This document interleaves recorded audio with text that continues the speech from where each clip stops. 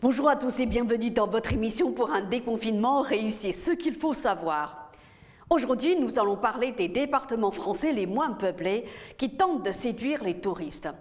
Qui rêve encore de se serrer sur les plages cet été après 55 jours de confinement alors que la distanciation physique demeure nécessaire et que le spectre d'une nouvelle vague est scruté avec la plus grande vigilance? Pour cette saison estivale bousculée par la pandémie de Covid-19, les départements les moins peuplés de France disposent d'arguments pour tenter de tirer leur épingle du jeu. Cet été, les Français souhaitent principalement de grands espaces, être à l'extérieur, être libre, faire des randonnées avec une belle vue, loin de la circulation, en entendant les oiseaux. En fait, les Français comptent partir moins loin que d'habitude, à 2 ou 3 heures de route de chez eux, selon une enquête menée par l'Office de tourisme du département des Hautes-Alpes. Ainsi, l'argument des grands espaces est parmi les plus convaincants.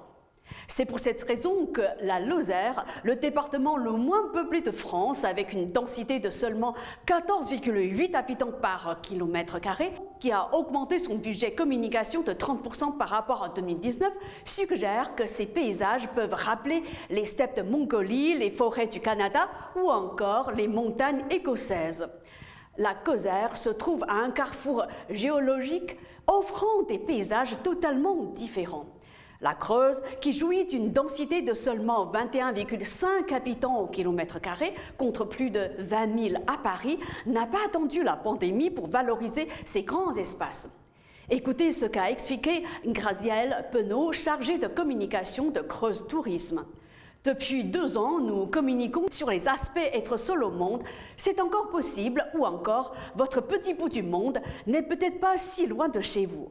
Pendant le confinement, le département a continué à creuser ce sillon avec des slogans comme « La campagne vient à vous » ou encore « La Creuse vous attendra ». La région PACA a lancé une campagne de communication sans précédent d'un budget de 2,1 millions d'euros. Une campagne baptisée Impact Alpes a ainsi débuté en mai. On peut y lire « La montagne ne manque pas d'attrait et ses bienfaits sont reconnus depuis la nuit des temps. Aujourd'hui, ils prennent une dimension nouvelle et essentielle. » La référence à la situation sanitaire actuelle est donc évidente. Les éléments mis en avant sont, sans surprise, les grands espaces et une nature préservée. Le souhait de se rapprocher de la nature se vérifie aussi dans le Cantal, département qui affiche une densité de seulement 25,5 habitants au kilomètre carré et 9 morts depuis le début de l'épidémie. Les grands espaces, la randonnée, c'est le boom depuis 2 semaines, affirme Fabienne Van Eehoek, directrice de l'établissement public Haute-Terre Tourisme. Nous avons énormément de demandes de renseignements sur les randonnées, les gîtes d'étape. Selon elle, le chemin le plus demandé est le GR 400 qui fait le tour des monts du Cantal. Il faut savoir que les départements peu peuplés, qui parviennent à attirer les touristes qui veulent fuir la foule, formulent aussi des demandes particulières liées à l'épidémie. Sur le front sanitaire, les autorités se veulent rassurantes. La délégation creusoise de l'Agence régionale de santé du Limousin affirme maintenir le plus haut niveau de vigilance pour, en cas de contamination avérée, être en capacité de lancer des dépistages massifs rapidement, y compris le week-end, et de déclencher des procédures de contact tracing. Elle rappelle également l'importance des gestes barrières, le lavage fréquent des mains avec cet avertissement.